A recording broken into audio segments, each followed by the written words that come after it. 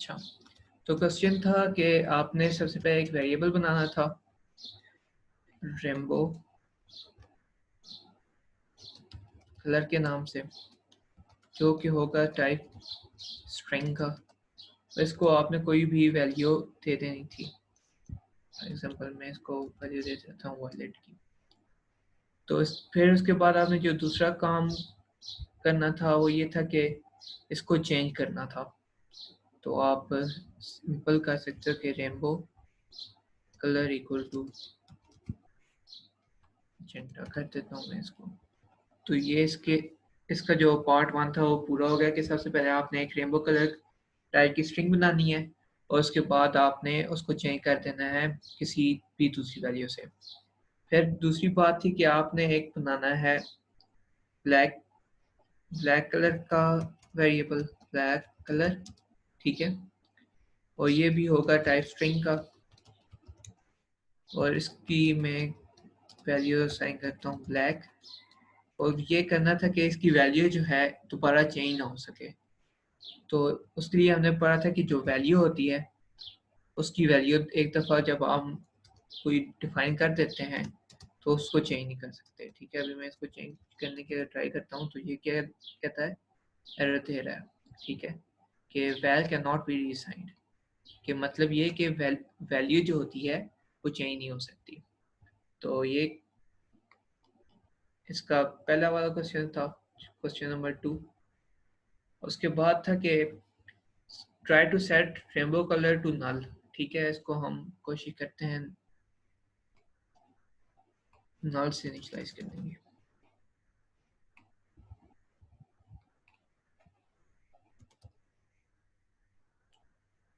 तो ये चीज़ हो गई कि हमने इसको कोशिश कर ली कि नल के साथ इनिशियलाइज करवाने की। तो फिर ये इसने हमें एरर दे दी, ठीक है। तो इसको एरर कैसे ख़त्म करनी थी कि इसके ऊपर हमने ये काम कर देना था। अच्छा,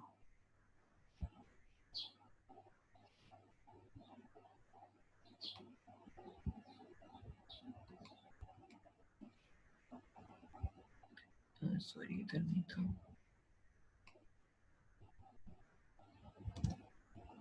तो इस तरह हमने एरर ख़त्म कर दी कि अब इसको नलेबल बना दिया हमने ना, कि क्वेश्चन मार्क जब हम लगा देते हैं तो उसका मकसद ये होता है कि अब जो ये वेरिएबल है इसके अंदर हम नल स्टोर करवा सकते हैं। ठीक है, तो ये इसका पहला हिस्सा हो गया। तो दूसरा ऐसा क्या था कि declare two variables green colour and blue colour use two different ways to set them to null. ठीक है, तो दूसरी चीज़ ये थी कि आपने दो वेरिएबल बनाने थे, ग्रीन कलर और ब्लू कलर, और उन दोनों को आपने नल करना था। उसके लिए दो तरीके क्या हैं कि सबसे पहले हम एक सिंपल वेरिएबल बनाते हैं ग्रीन कलर टाइप का, इसको इक्वल टू नल कर देते हैं। और दूसरी चीज़ थी कि ब्लू कलर, इसको हमने किसी डिफरेंट तरीके से नल करना था। तो उसको नल हम जैसे ऊपर हमने किया उसी तरह हम इसको नल कर सकते हैं, कि इसको हमने ब्लू कलर को स्ट्रिंग करते हैं तो ये नल हो गया। तो अगर आप टाइप नहीं देते हैं तो आप वैर को शू में नल से इनिशियलाइज कर सकते हैं। अब इसका फ़ायदा क्या है कि अब हम क्या करते हैं, ग्रीन कलर को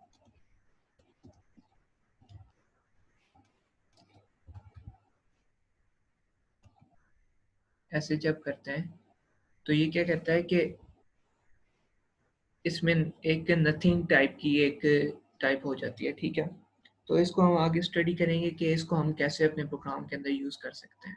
इसको किसी भी दूसरी डेटा टाइप के ऊपर कन्वर्ट करके हम यूज़ कर सकते हैं। ठीक है, उस पर बाद में जाते हैं। और ये दो तरीके हो गए थे उसको नल करने के। उसके बाद क्वेश्चन था हमारा कि create a nullable integer variable called null test and set it to null। ठीक है, तो उसी तरह हम जैसे बाकी चीज़ों को करते थे, तो where null test, और ये था टाइप इंट का, ये nullable बन गया। ठीक है, तो अब आगे था कि use a null check that increases the value by 1 if it's not null, otherwise return 0 and prints the result। ठीक है, तो इसके लिए हमने चेक करना था कि जो हमारा वेरिएबल है, ठीक है, अगर वो नल नहीं है तो हम क्या करें कि उसको इंक्रीमेंट कर दें। अगर वो नल है तो फिर उसके अंदर हम 0 स्टोर करवा दें। तो इसके लिए हमने एल्विस ऑपरेटर को यूज करना था। ये होता है हमारा एल्विस ऑपरेटर। तो क्या नाम था हमारे इसका, नल टेस्ट। ठीक है, तो ये चीज़ करके हम इसको चेक कर सकते हैं कि ये नल है कि नहीं। उसके बाद एक इंक्रीमेंट का फंक्शन लगा के हम इसको इंक्रीमेंट कर सकते हैं। उसके बाद हम एल्विस ऑपरेटर लगा के इसको 0 के साथ सेट कर सकते हैं। अब इसका मैकेनिज्म क्या है कि जो नल टेस्ट के बाद हमने ये क्वेश्चन मार्क लगाया है, ये चेक करता है कि आया कि हमारा जो वेरिएबल है वो नल है कि नहीं। अगर ये नल है तो ये फिर कुछ नहीं करेगा, ये इसके बाद जो इंक्रीमेंट का फंक्शन है ये रन नहीं होगा। लेकिन अगर ये नल नहीं है तो फिर इंक्रीमेंट का फंक्शन रन हो जाएगा। तो अब जब कि ये नल है, ठीक है, इसने चेक किया ये नल है, तो उसके बाद ये एल्विस ऑपरेटर पे आएगा और एल्विस ऑपरेटर के बाद जो चीज़ होगी वो इसके अंदर स्टोर करवा देगा। ठीक है, तो ये हमारा लास्ट क्वेश्चन था। तो अब समझ आ गई है आप लोगों को एल्विस ऑपरेटर की, या फिर इसको दोबारा रिपीट करें?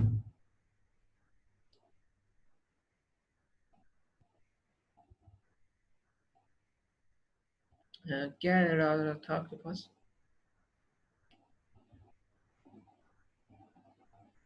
आपने शुरू में इसको नलेबल बनाया था। जो हमारा नल टेस्ट है इसको पहले आपको नलेबल बनाना पड़ता है ना, इसके बाद फिर वो काम करता है।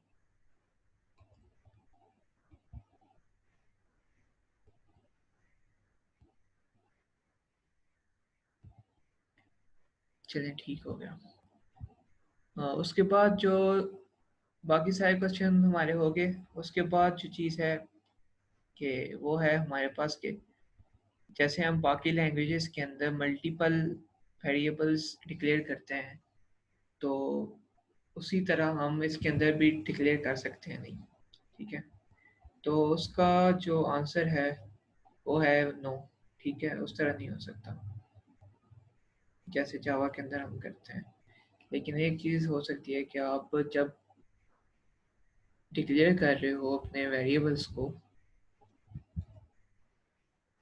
एग्जाम्पल मैं एक वेरिएबल बनाता हूँ वैर ए, फिर बी बनाता हूँ, तो ये चीज़ जो होती है आपको एरर देती है। सॉरी, तो ये चीज़ जो है ये आप नहीं कर सकते हैं। ठीक है,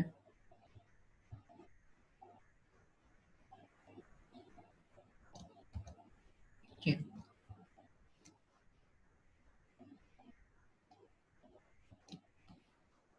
इसके अंदर कुछ भी रख देते हैं।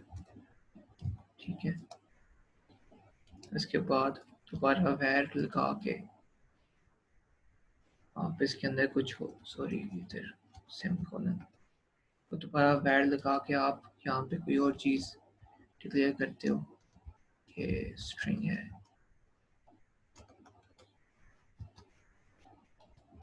तो इसके अंदर आप कुछ डाल देते हो तो ये हो सकता है। लेकिन जैसे हम बाकी लैंग्वेजेस के अंदर कुछ चीज़ डिक्लेयर करवाते हैं, एक दफ़ा इंट लिख के सारी चीज़ों को उसके आगे डिक्लेयर करवाते जाते हैं, तो वो चीज़ जो है इसके अंदर पॉसिबल नहीं है।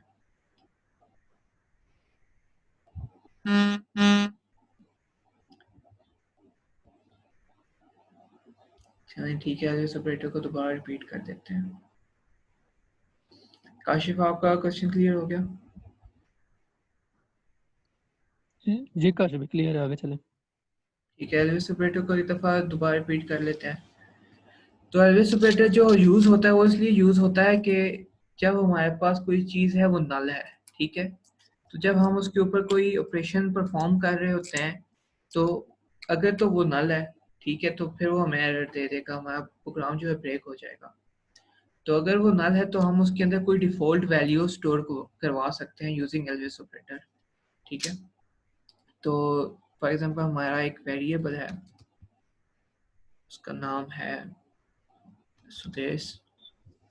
ठीक है, वो टाइप स्ट्रिंग का है और उसके अंदर आपका नाम हम स्टोर करवा देते हैं, बल्कि इसको नल कर देते हैं और यहाँ पे इसको नलेबल बना दिया हमने। तो इसके अंदर अभी नल पड़ा हुआ है। ठीक है, इसके अंदर कोई भी वैल्यू नहीं है। तो हम क्या करते हैं कि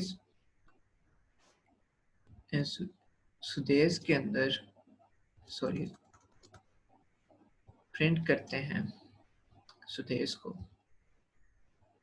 तो इसके अंदर हम चेक कर लेते हैं कि ये नल है कि नहीं। अगर तो नल है तो इसके अंदर सॉरी अगर नल नहीं है तो इसकी लेंथ ले लो। अगर नल है तो फिर डिस्प्ले करवा दो, बल्कि जीरो डिस्प्ले करवा देते हैं ना, लेंथ नहीं है। तो अब हम यहाँ क्या कर रहे हैं कि सुदेश के अंदर जितने भी उसकी लेंथ है, जीरो से अप टू जितनी उसकी लेंथ है वो डिस्प्ले करवा दें अगर तो ये नल नहीं है। लेकिन अगर ये नल है तो जीरो डिस्प्ले करवा दें। तो इसको रन करके ट्राई कर लेते हैं।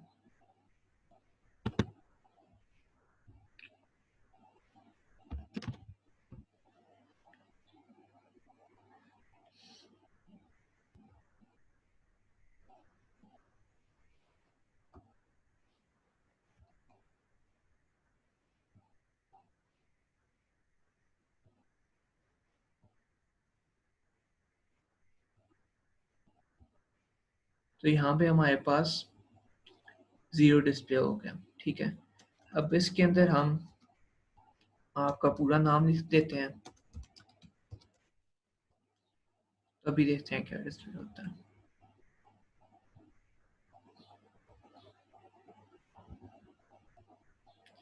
तो अब क्योंकि नल नहीं बचा तो इसके अंदर हमें इसने जितनी भी आपके नाम के अंदर कैरेक्टर्स हैं वो सारे किन के, स्पेस भी एक कैरेक्टर है।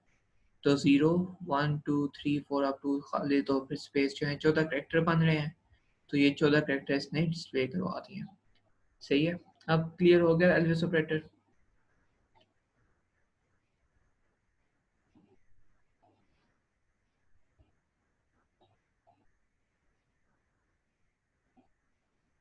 चलिए ठीक हो गया। तो ये हमारे पास होता है एल्विस ऑपरेटर।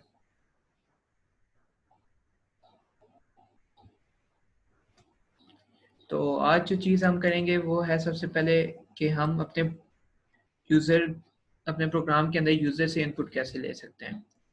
तो अभी तक जो काम हमने किया है वो हमने अपने ही वेरिएबल्स के साथ किया है, उनको कोई डिफ़ॉल्ट वैल्यूज़ दे के उनको इनिशलाइज करके डिक्लेरेशन के टाइम उनको फिर यूज़ करके कोई काम किया है। ठीक है, तो अभी हमने क्या करना है कि हम अपने प्रोग्राम के अंदर बजाय इसके कि हम खुद उसको कोई वैल्यू दें, हम अपने यूज़र से कोई वैल्यू लेंगे। ठीक है, तो यूज़र से इनपुट लेने के लिए आपने जो काम करना है वो है एक फंक्शन रीड लाइन। ठीक है, जो लोग जावा पहले कर चुके हैं तो उनको याद होगा कि हमें इनपुट लेने के लिए कितने काम करने पड़ते थे। ठीक है, इनपुट लेने के लिए हमें वो स्कैनर बनाना पड़ता था या डिफरेंट लाइब्रेरीज इंपोर्ट करवा के फिर उसको इनिशियलाइज करवा के, तो बहुत ज़्यादा काम करना पड़ता था। लेकिन कोटलिन के अंदर आप सिर्फ रीड लाइन के फंक्शन को यूज़ करके अपने प्रोग्राम में कोई भी इनपुट ले सकते हैं। तो हम प्रिंट करवाते हैं, बल्कि प्रिंट लाइन करवाते हैं। मेरी आवाज़ नहीं आ रही है आप लोगों को? किसी और को भी आवाज़ की प्रॉब्लम आ रही है? नो सर, सही आवाज आ रही है। अच्छा अहमद, आपका शायद कोई इंटरनेट का प्रॉब्लम होगा, आपको इसलिए आवाज़ नहीं आ रही है। ठीक है, तो प्रिंट लाइन करवाते हैं कि प्लीज़ इंटर योर नेम। ठीक है, ये हमने उसको डिस्प्ले करवा दिया। तो अब यहाँ पे हम एक वेरिएबल बना लेते हैं टाइप स्ट्रिंग का, सॉरी इसको कोई टाइप नहीं देते, सीधा हम वैर को यूज़ कर लेते हैं और इसको इक्वल कर देते हैं रीड लाइन के, ठीक है। तो अब हम इसको कोई अच्छा सा प्यारा सा मैसेज दे देते हैं।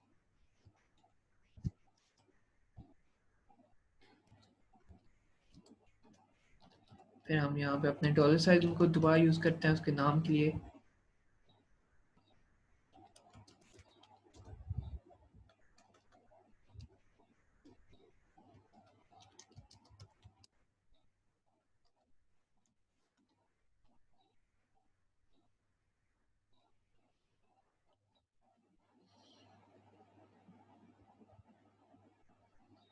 तो इसने मुझे प्रॉम्प्ट कर लिया कि भाईजान आप अपना नाम दे दें। तो मैंने इसको अपना नाम दे दिया। तो इसने क्या किया कि मुझे वेलकम कह दिया। तो इस तरह आप किसी भी वेरिएबल के अंदर यूज़र से इनपुट ले सकते हैं, ठीक है। अब मैं इसके अंदर कोई और चीज़ें भी इंक्लूड कर देता हूँ कि प्रिंट प्लीज एंटर क्वालिफिकेशन।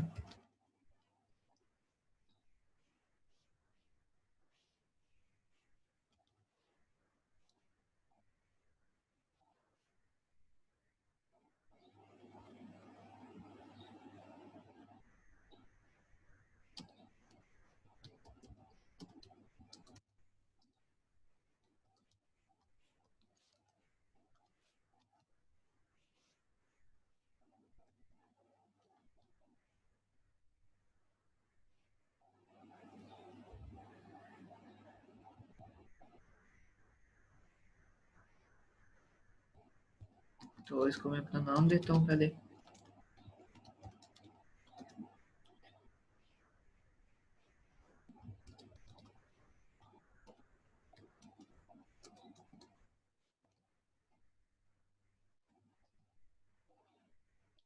तो इस तरह आप अपने प्रोग्राम के अंदर किसी से भी कोई भी इनपुट ले सकते हैं, ठीक है। तो अब इसके अंदर हमें एक मसला आता है। वो क्या आता है कि मैं यहाँ पे इससे बोलता हूँ कि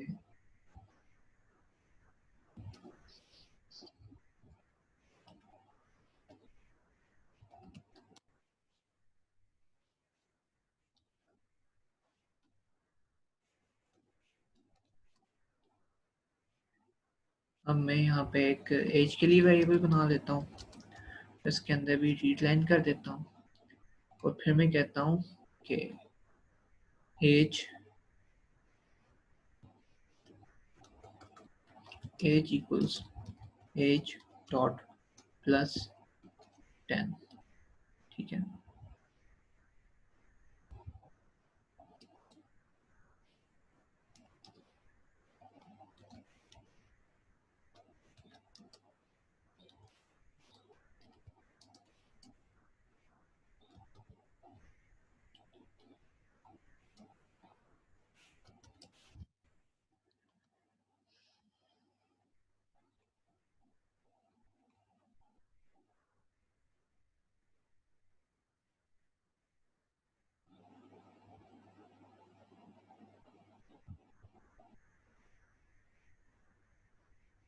इसको दोबारा से मैं अपना नाम देता हूँ।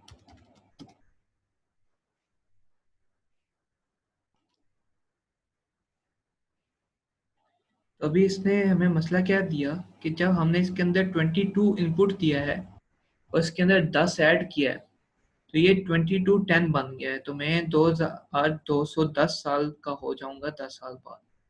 तो ये मसला आ गया हमारे साथ। तो इस मसले को हम ओवरकम कैसे करेंगे और ये मसला आ क्यों रहा है? मसला आने की वजह यह है कि जब हम रीड लाइन करते हैं तो इसके अंदर जो वैल्यू आती है वो दरअसल स्ट्रिंग वैल्यू आती है, वो इंटीजर वैल्यू नहीं आती। ऐसा क्यों होता है? ऐसा इसलिए होता है कि ये जो इनपुट है, सॉरी, ये जो रीड लाइन है, इसके अंदर जो चीज़ भी आप डालते हो, चाहे वो फ्लोटिंग पॉइंट हो, चाहे वो इंटीजर टाइप की हो, चाहे वो कैरेक्टर टाइप की हो, चाहे वो डबल हो, लॉन्ग हो, जो भी हो, तो वो क्या होती है, कन्वर्ट होके स्ट्रिंग के अंदर आ जाती है, ठीक है। तो जब वो स्ट्रिंग के अंदर आती है तो हमने देखा कि स्ट्रिंग के अंदर जो चीज़ भी आप ऐड करते हो, फॉर एग्जांपल हमारे पास एक स्ट्रिंग है 22, years old हमारे पास एक स्ट्रिंग है, ठीक है। इसके अंदर हम क्या करते हैं कि 10 ऐड कर देते हैं, तो ये इसका आउटपुट ये होगा कि 22 years old और फिर 22 प्लस 10 भी लिखा था हमने, प्लस 10 और फिर 22, क्योंकि ये इसको कन्वर्ट कर देता है 22 को कन्वर्ट करके कैरेक्टर्स में कन्वर्ट करता है और फिर उसको स्ट्रिंग के अंदर ऐड कर देता है। लेकिन यहाँ पे हमें क्या चाहिए, एक इंटीजर चाहिए, तो हम ये करने की ट्राई करते हैं कि इसकी टाइप जो है इंट डिक्लेयर कर देते हैं ताकि इंटीजर हो। लेकिन फिर हमारे पास क्या हो रहा है कि हमारे पास यहाँ पे एक एरर आ रही है। एक एरर क्या है कि रिक्वायर्ड जो चीज़ है, जो इसमें रिजल्ट आना चाहिए वो इंटीजर आना चाहिए, लेकिन आ क्या रहा है, फाउंड क्या हो रहा है, वो स्ट्रिंग फाउंड हो रही है, ठीक है। फिर नीचे हम इसकी डॉक्यूमेंटेशन को पढ़ते हैं तो ये क्या कहता है कि reads a line of input from standard input string, कि ये बेसिकली लाइन ही इनपुट लेता है, ये इंटीजर या फ्लोट या इस तरह की चीज़ें नहीं लेता है। एक लाइन क्या होती है, एक स्ट्रिंग होती है, तो ये एक स्ट्रिंग ही इनपुट लेता है और कुछ नहीं ले सकता, ठीक हो गया। तो अब इसको हम कैसे और काम कर सकते हैं कि लास्ट लेक्चर हमने देखा था कि हम किसी भी डेटा टाइप को दूसरी डेटा टाइप के अंदर कन्वर्ट कर सकते हैं। तो अब क्या होगा, error क्यों दे रहा है,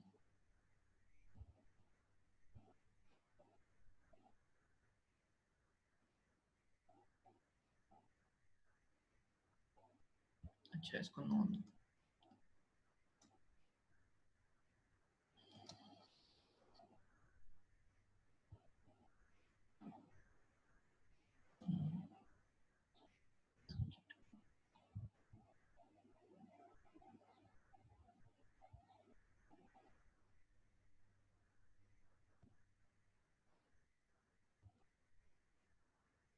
ठीक है। तो इस तरह अब ये जो हमारे पास ऑपरेटर्स हैं ये लगाने की क्यों ज़रूरत है कि हमने इसे बता रहे हैं कि ये जो रीड लाइन है ये हमेशा कोई ना कोई वैल्यू आपको वापस करेगा।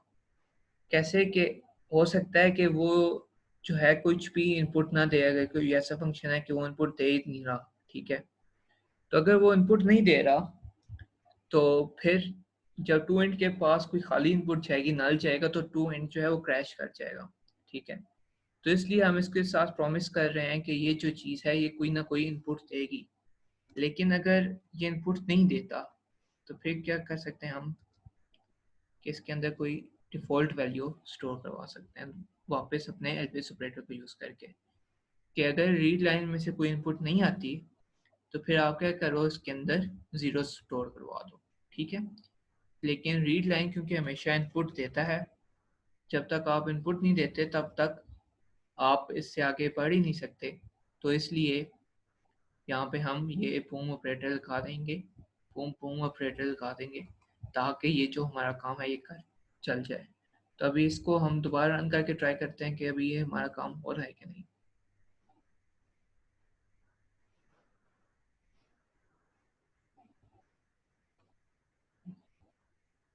वापस से मैं इसको अपना नाम देता हूँ, अपनी क्वालिफिकेशन देता हूँ और साथ में ए देता हूँ। तो अभी ये हमारा जो पहले मसला आ रहा था कि स्ट्रिंग ऐड हो रही थी, अभी हमारा काम सही हो गया। तो इसी तरह आप टू इंट को यूज़ कर सकते हो, टू फ्लोट को यूज़ कर सकते हो, या फिर आप इसी तरह टू लॉन्ग को यूज़ कर सकते हो, इसी तरह आप डबल को यूज़ कर सकते हो, ये सारी चीज़ें आप यूज़ कर सकते हो, ठीक है। तो ये हमारा था रीड लाइन और कैसे हम अपने किसी वेरिएबल के अंदर इनपुट ले सकते हैं। तो यहाँ तक अब अगर किसी का कोई क्वेश्चन है तो कर लें।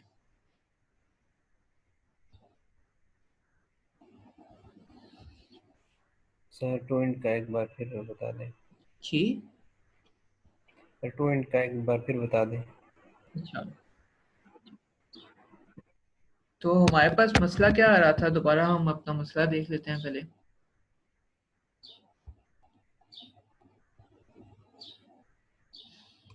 कि मैं जब अपना नाम देता था उसके बाद क्वालिफिकेशन और उसके बाद एज देता था, तो मेरा नाम और मेरी क्वालिफिकेशन जो थी वो तो बिल्कुल सही ले रहा था हमारा प्रोग्राम, लेकिन जब मैं एज दे रहा था तो एज में 10 ऐड कर रहा था तो यहाँ पे 32 आना चाहिए था, लेकिन यहाँ पे 22 10 आ रहा है। इसकी वजह क्या है कि रीड लाइन जो है एक स्ट्रिंग देता है हमें, ठीक है, एक इंटीजर नहीं देता, ठीक है। तो रीड लाइन जब स्ट्रिंग देता है उसके अंदर हम कोई चीज़ ऐड करते हैं तो स्ट्रिंग में ऐड होती है, ना कि उस एक वैल्यू के अंदर, एक जो 22 है इसके अंदर। तो स्ट्रिंग में जब ऐड करते हो आप तो एक जुमला होता है, जुमले के एंड पे वो चीज़ आ जाती है। जैसे यहाँ पे 10 ऐड किया तो 22 10 बन गया, ठीक है। इसी तरह अगर मैं 100 लिखता हूँ तो ये 22 100 बन जाएगा। इसी तरह मैं एक और काम करते हैं कि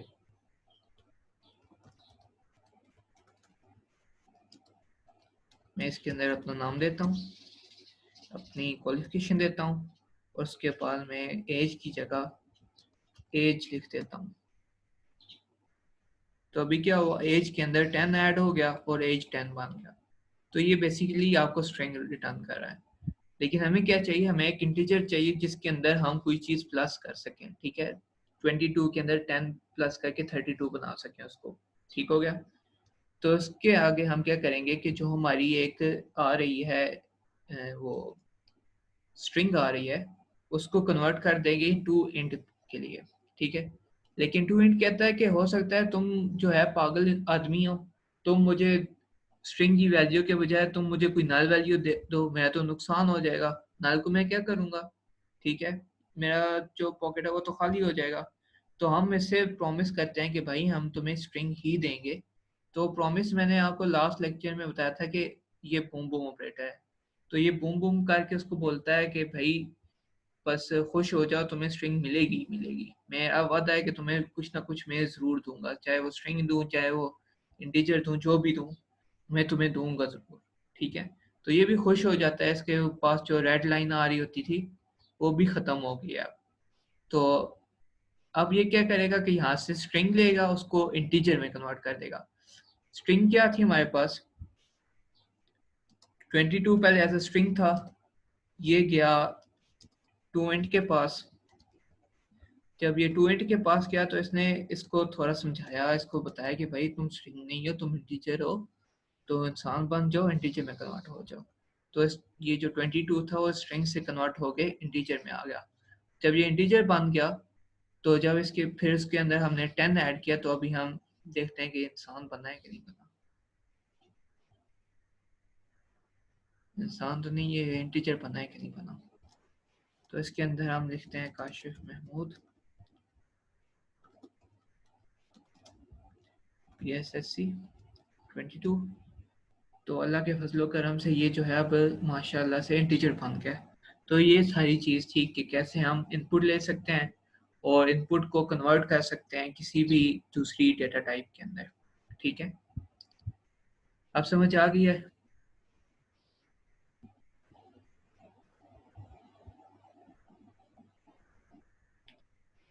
चलिए सही हो गया। यस सर, अब समझ आ गई है। और कोई क्वेश्चन हो?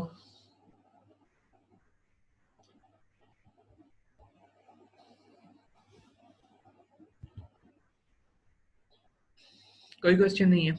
अच्छा, तो हमारी ये जो जूम की मीटिंग है ये 1 मिनट बाद एंड हो जाएगी। तो आज के लिए काफ़ी है या आज हम इफ एल्स भी देख लें?